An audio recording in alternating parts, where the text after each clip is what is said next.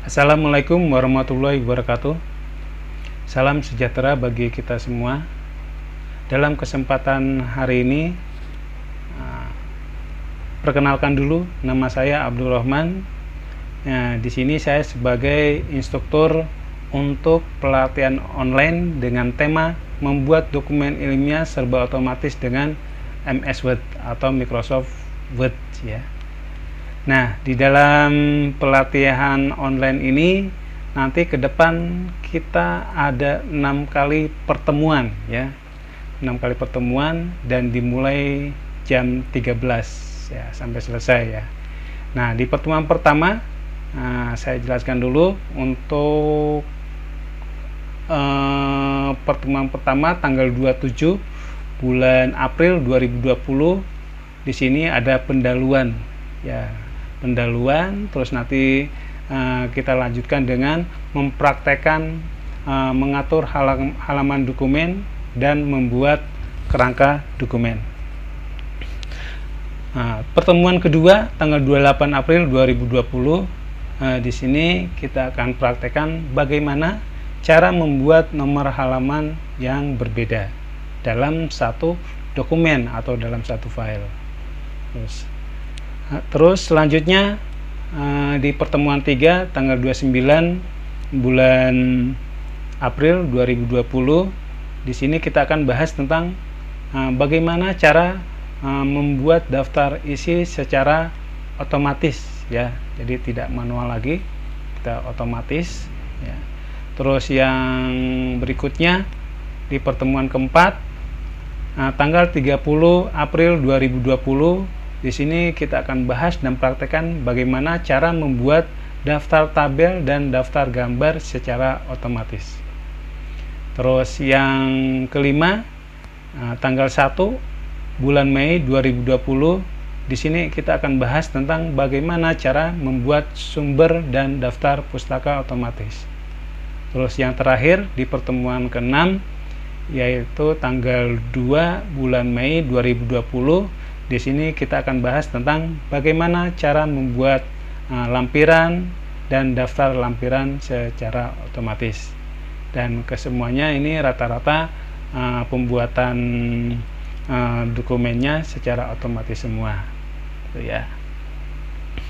Oke, sebelum kita menginjak ke praktek materi pertama, ya, saya akan bahas dulu. Di sini membuat dokumen ilmiah atau laporan serba otomatis ya dengan Microsoft Word. Kenapa harus serba otomatis? Karena supaya kita dipermudahkan untuk membuat dokumen ya secara sistematis dan tidak secara manual ya. Dan ini juga akan menghemat waktu kita membuat laporan atau dokumen ilmiah. Nah, kasus-kasus yang sudah terjadi saat ini ketika membuat dokumen ilmiah atau laporan, dalam isi-isi dokumen itu terpisah-pisah ya. Contohnya untuk cover dia filenya sendiri, untuk kata pengantar filenya sendiri, untuk daftar isi filenya sendiri, untuk isinya bab 1, bab 2, bab 3, bab 4, bab 5, bab 6 dia filenya sendiri. Nah, setelah itu dia nanti ya, dimasukkan dalam satu folder. Jadi satu folder itu beberapa file dalam satu dokumen ilmiah atau laporan. Nah, di sini kita akan buat secara simple dan sederhana dan otomatis ya. Jadi kita butuh satu file aja, isinya sudah mengcover semua itu, yaitu mulai dari cover, kata pengantar, ya daftar isi, daftar tabel, daftar gambar, daftar lampiran, isinya bab 1, bab 2, bab 3, bab 4, bab 5, bab 6, lampiran, daftar pustaka dan seterusnya sampai selesai itu dalam satu file ya, dalam satu file. Walaupun nanti di dalamnya halaman dokumennya berbeda ya, ada yang Romawi, ada yang Latin atau angka biasa, terus ukuran kertasnya ada yang potret ya, yang berdiri, ada yang landscape, yang tidur ya. Itu nanti ada tekniknya sendiri dalam pelatihan online di sini. Oke. Oke, kita masuk ke pertemuan pertama ya. Saya kira cukup untuk pendahuluan ya tentang bagaimana cara membuat dokumen ilmiah secara otomatis ya dengan Microsoft Word. Nah, kita masuk ke materi praktek pertama ya, yaitu mengatur halaman dokumen dan membuat kerangka dokumen. Silakan buka Microsoft Word-nya ya. Oke, Microsoft Word ya yang kita gunakan bisa mulai dengan versi 2010 ya. 2010, 2013, 2016, 2019 ya, boleh ya. Jadi Microsoft tadi itu secara fiturnya hampir sama ya. Dan di sini saya menggunakan versi yang 2010 itu ya. Nah, saya kira tidak perlu perkenalan dulu untuk halaman Microsoft Word ya. Jadi sudah paham semua. Secara umum di sini ada menu Home, Insert, Page Layout, Reference, Mailing, Review, View, dan lain-lain ya. Nah, dan di sini ada halaman kerjanya atau lembar kerjanya. Oke. Kita masuk yang pertama ya, yaitu mengatur dokumen dan kerangka dokumen. Oke. Nah, sebelum kita mengetik dokumen ilmiah atau laporan, yang pertama kali yang perlu kita lakukan adalah mengatur halaman dokumennya dulu ya, supaya nanti ke depan bisa serasi ya atau selaras. Nah, dalam mengatur halaman dokumen yang pertama ya, kita setting ukuran kertasnya dulu ya. Ukuran kertasnya. Oke, ukuran kertasnya di sini kita bisa menggunakan menu page layout ya. Terus di sini ada icon size. Nah, kita pilih yang A4 ya, A4. Ini biasanya rata-rata menggunakan ukuran A4. Nah, kadang-kala ada juga yang menggunakan F4 ya, tapi rata-rata kita menggunakan A4. Terus ukurannya sudah A4. Terus yang kedua, kita men-setting marginnya. Nah, untuk marginnya kita pilih yang custom margin ya, custom margin. Oke, di sini ada tab page setup ya. Yang pertama kita setting bagian topnya ya. Topnya kita buat ukuran 3 cm, terus kiri 4 cm, bawah 3 cm, terus kanan 3 cm. Nah, ini ya, atas top 3 cm, kiri left 4 cm, button bawah 3 cm, dan kanan 3 cm. Nah, di sini ada yang berbeda ya. Ya, yang kiri itu 4 cm sendiri. Nah, biasanya rata-rata seperti itu. Kenapa seperti ini? Ya, oke, karena ini dibuatkan space untuk penjilitan ya, atau untuk staples. Jadi kalau kita laporannya sudah jadi, dokumen ini sudah jadi, di print, terus nanti akan dijilid dan di staples, itu biasanya sebelah kiri. Itu akan memakan space untuk staples atau penjilitan. Makanya kita tambahkan di sini. Oke, setelah itu kita oke ya. Nah, berarti ini ukurannya tadi ya, kiri 4, atas 3, kanan 3, bawah 3 ya. Nah, selanjutnya pemilihan fontnya atau hurufnya ya. Kita gunakan Times New Roman ya.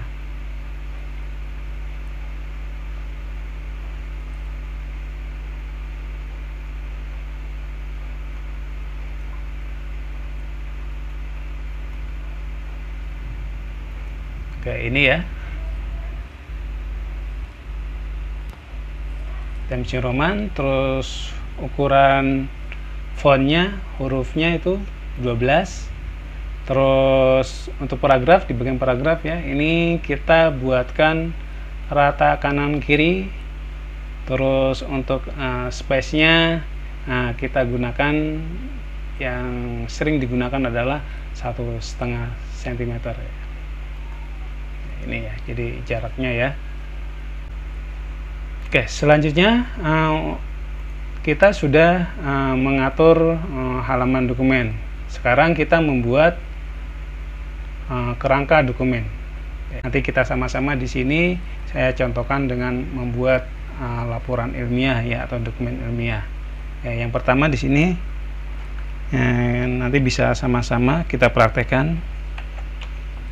Ya, halaman judul ya. Terus yang kedua, halaman pengesahan. Terus yang ketiga, kata pengantar. Terus yang keempat, daftar isi, daftar tabel, daftar gambar, terus daftar lampiran, terus bab 1 ya, bab 1 pendahuluan, bab 2 tinjauan pustaka, terus bab 3 metode ya, metode penelitian, bab 4 pembahasan, bab 5 ya, bab 5 penutup. Terus di sini kita buatkan daftar pustaka. Terus di sini nanti buat yang terakhir adalah lampiran. Nah, ini kerangka pokoknya ya, kerangka pokoknya. Biasanya bisa kita lihat kalau di buku itu di daftar isi ya. Jadi kita buat kerangka seperti ini dulu. Nah, terus di sini kita uraikan lagi untuk bab 1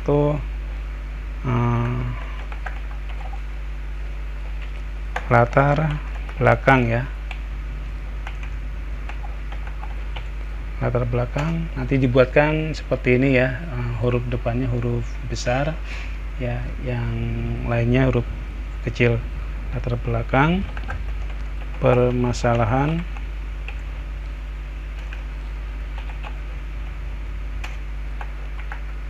tujuan dan manfaat penelitian.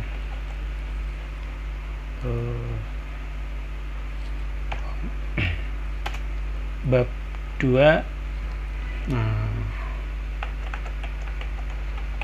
ini untuk bagiannya saya contohkan penelitian terkait. Nah, terus landasan teori ya. Terus bab 3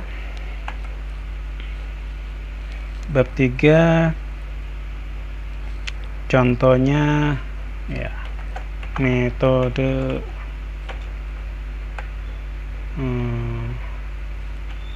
olah data. Ini contoh aja ya. Metode analisis.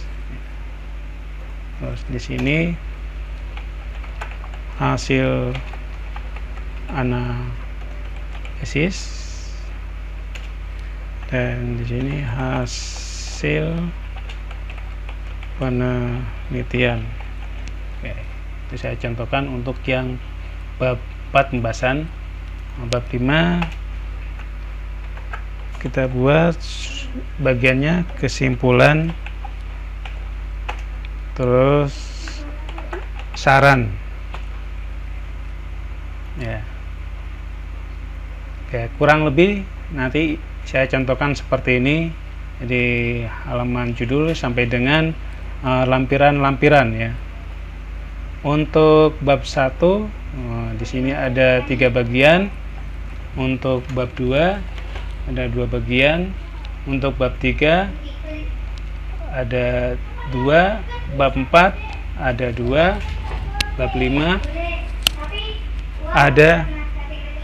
ada 2.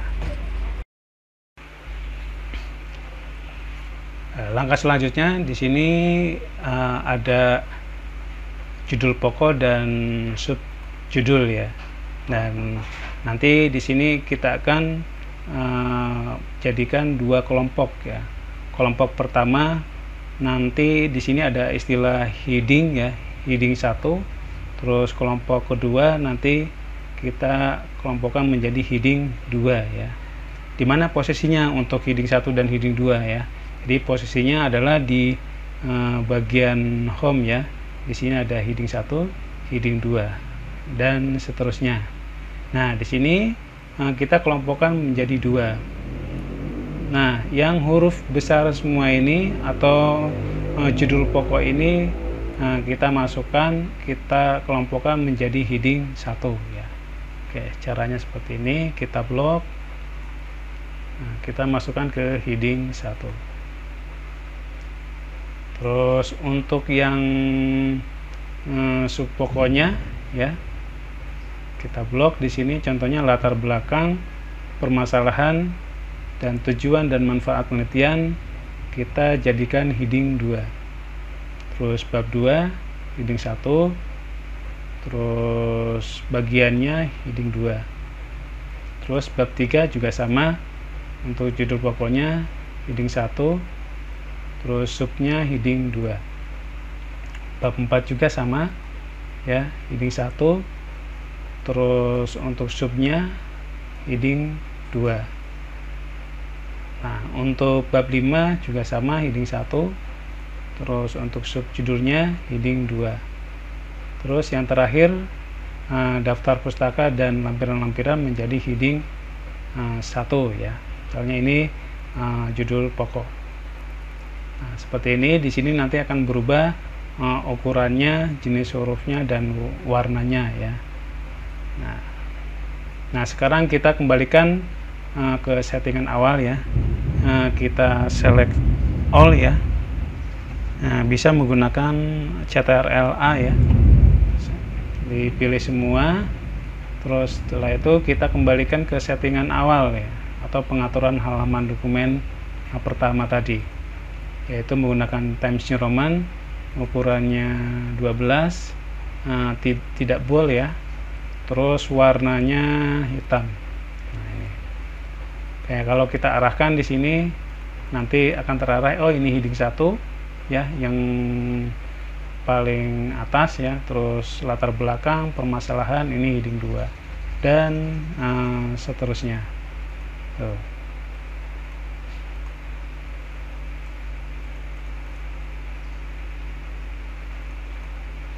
Nah, sekarang di sini kita buat penomoran dulu ya, penomoran untuk sub judul ya. Nah, untuk yang bab pertama dulu ya, bab pertama. Untuk penomorannya ini saya tuliskan dulu ya, saya jelaskan dulu. Kita nanti akan menggunakan seperti ini ya, 1.1 untuk latar belakang, terus yang kedua 1.2 untuk permasalahan, terus yang ketiga 1.3 untuk tujuan dan manfaat penelitian. Nah, di sini ada artinya bahwa angka di depan ya, angka 1 semua itu berarti itu menandakan posisi babnya. Terus yang urutan keduanya di sini berurutan ya, 1, 2, 3 ini menandakan urutan dari subjudulnya gitu ya. Tapi kita tidak menuliskan tidak manual seperti ini. Kita akan buatkan dengan fasilitas numbering ya. Bagaimana caranya? Nah, kita blok dulu latar belakang, permasalahan, tujuan dan manfaat penelitian ya. Terus di sini di bagian home ada numbering ya. Numbering. Nanti kita akan pilih yang 1.1, 1.2, 1.3. Nah, biasanya kalau komputer yang belum pernah disetting seperti itu, belum terdapat list seperti ini ya. Nah, kalau belum, saya akan simulasikan mulai dari awal. Kita pilih define new number format di sini ya. Diklik. Nah, nanti akan munculnya seperti ini. Di sini ada number style ya. Number style itu tetap kita menggunakan urutannya adalah 1, 2, 3. Nah, terus di sini ada number format ya. Number format di sini sudah ada angka 1. Angka 1 ini di sini adalah untuk angka urutannya. Nah, makanya di sini nanti kita akan tuliskan angka 1 di depannya ya. Jadi angka 1 titik ya. Nanti previewnya seperti ini ya. Jadi 1.1, 1.2, 1.3. Nah, setelah itu di oke. Nah, seperti ini munculnya ya. Nah, terus kita rapikan ya. Kita rapikan dengan penggaris. Kayak kebetulan di sini penggarisnya belum diaktifkan ya. Jadi belum muncul ya. Biasanya muncul di sebelah atas dan kiri. Nah, di sini kita munculkan dengan menggunakan menu view. Nah, view di sini ada ruler ya. Diklik. Oke, di sini kita blok, kita rapikan ya. Nah, penggarisnya sudah muncul. Kita tarik aja ke kiri. Nah, terus rapikan lagi ke kiri juga sini ya. Nah, ini. Terus bab 2 ya. Bab 2 nah, berarti untuk penomorannya adalah 2.1, 2.2, 2.3. Jadi kembali ke numbering ya. Numbering, terus define new number format. Nah, di sini ada historinya yang tadi ya. Jadi tinggal kita menggantikan angka satunya aja menjadi angka 2. Ya, jadi previewnya adalah 2.1, 2.2, 2.3. Di oke aja.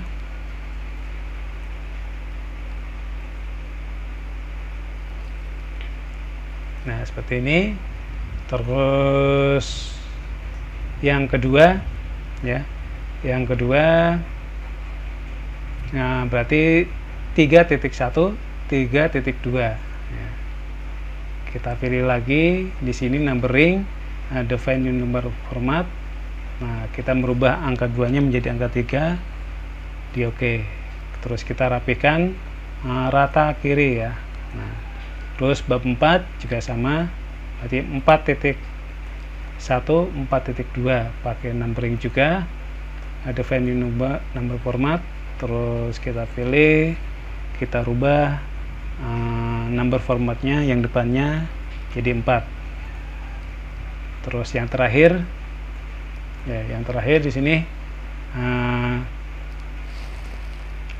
berarti number formatnya adalah 5 ya depannya, jadi 5.1, 5.2 dan seterusnya. Kayak kita rapikan juga.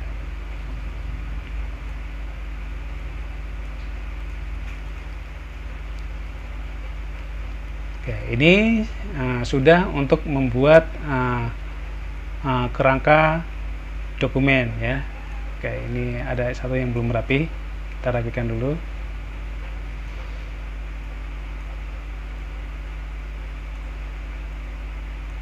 Nah, ini ya untuk kerangka dokumennya. Dan setelah itu kita bisa lihat navigasinya ya. Jadi ingin tahu kenapa kita harus pilih heading 1, heading 2 itu manfaatnya apa aja ya. Nah, yang pertama ketika kita sudah mengelompokkan heading 1, heading 2, kita bisa memanfaatkan navigasi ya, navigasi pen ya. Nah, kita bisa lihat di menu view dan di sini ada navigation pen ya. navigation pen. Kita klik aja, nanti muncul di sebelah kiri ini ya. Nah, ini yang merupakan manfaat tadi kita mengelompokkan heading 1, heading 2, dan ini kerangkanya. Jadi kerangka berada di dalam dokumen dan dilistkan di dalam navigation. Nah, ini sangat bermanfaat sekali ya untuk mencari poin-poin ya, atau judul pokok, subpokok atau isinya ya. Tinggal nanti kita klik aja, nanti langsung terarah yang akan kita cari tuh ya. Oke, ini ya contohnya kita mau nyari lampiran-lampiran sini ya. Oke. Mungkin untuk saat ini untuk menggunakan navigation dengan klik-klik seperti ini tidak terlalu berpengaruh ya, karena ini masih 2 halaman ya, masih dua halaman ya. Jadi masih bisa diatasi dengan menggunakan scroll ya. Tapi kalau sudah halamannya sudah banyak ya, sudah 100, 200 atau ribuan, nah, kita menggunakan scroll seperti ini kesulitan ya untuk mencari apa yang kita tuju ya. Kalau kita sudah ada navigation pen ini, kita akan lebih mudah mencarinya.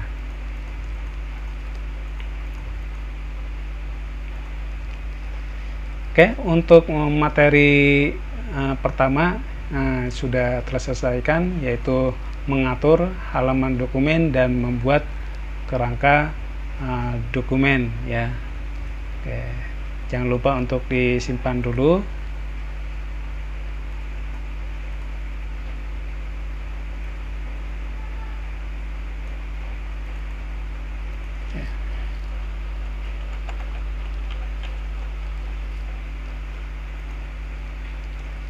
Oke, kalau sudah disimpan, nanti di pertemuan berikutnya kita akan melanjutkan dengan materi, yaitu bagaimana cara membuat nomor halaman yang berbeda, yaitu halaman angka Latin dan halaman angka Romawi ya.